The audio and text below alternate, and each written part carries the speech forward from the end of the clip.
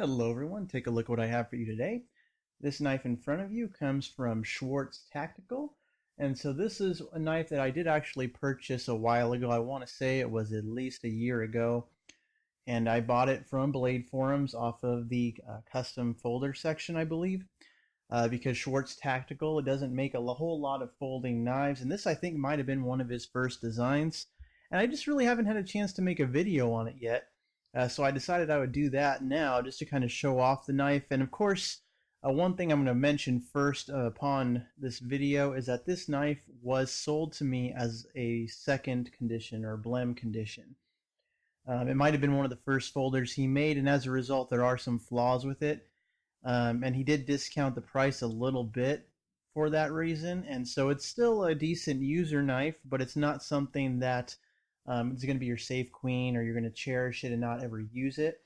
And that's one of the reasons why I bought it, because it's a knife that I can actually use, I can enjoy, and I can know that it was handmade. So super cool design. Looking at it at first, it might remind you a little bit of the Chavez Redemption, especially if you see one of those knives with the carbon fiber handles, because this is one beefy folder. It has two thick slabs of carbon fiber on either side, and you can see some of the patterning there. The blade is D2, super thick stock. It's about 4.6 millimeters. It runs on ball bearings on the pivot. Has an opening hole, kind of oblong shaped, and it's a titanium liner lock. You can see the lockup right there. Has a full-length backspacer, also titanium, with kind of this finish on it, ridged finish. So super cool knife. I mean, it photographs really well. I love the blade shape, this drop point right here. It is D2, so it's not technically a stainless steel. So you can see as I've used it, it's formed a little bit of wear over time.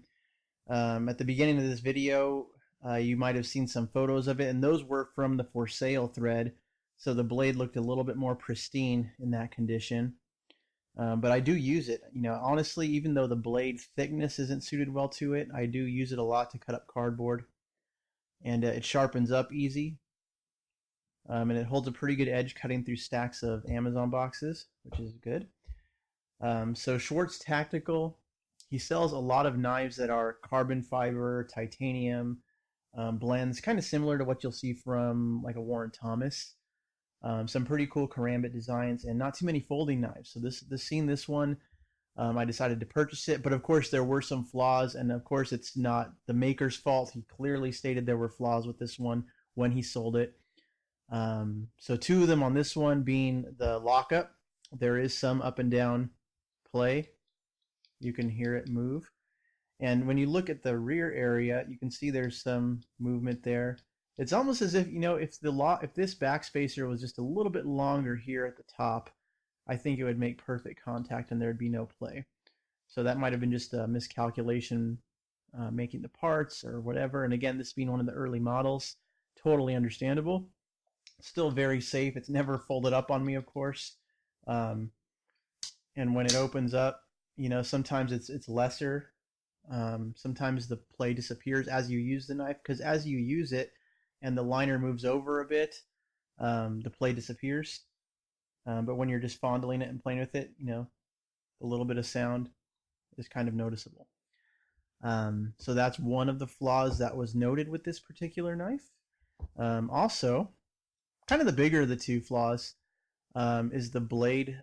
The detent isn't quite right. So when the blade is in the closed position, there is some up and down movement there, and you'll notice that the tip of the knife actually becomes exposed as you move the blade back and forth. So in your pocket, if you kept this in your pocket, that tippy tip could come out like you see there and could get you.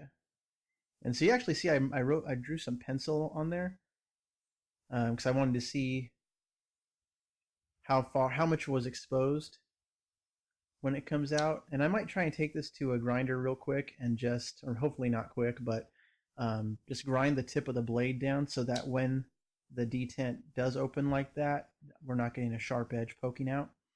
And I think for that reason is the reason why this doesn't have a pocket clip. Because obviously if you're carrying this in your pocket and that blade pops out, even just the tip pops out, that's a super dangerous situation. But the knife is heavy, and so it also could be a reason why as well, because it weighs in, it was 6 ounces around. Let me check.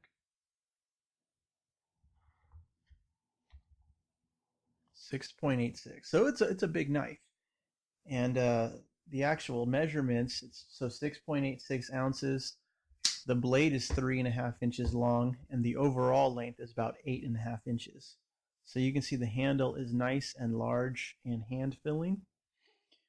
So it is a big knife, and at almost 7 ounces, I don't blame him really for not putting a pocket clip, because he did provide a Kydex sheath for it. So I suppose if you wanted to wear this on your belt, you could do so. And I actually added the tech lock on it, so it was already drilled for the tech lock, and I just added it on. So I carry it like this when I do carry it, and I don't carry it too often, but from time to time, if I'm wearing a belt and I decide to carry this with me, it's not too noticeable.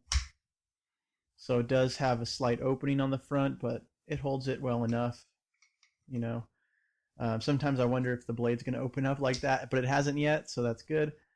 But I like the Kydex sheath. It kind of also has that carbon fibery look to it. Yeah, so there you go, some of the texturing.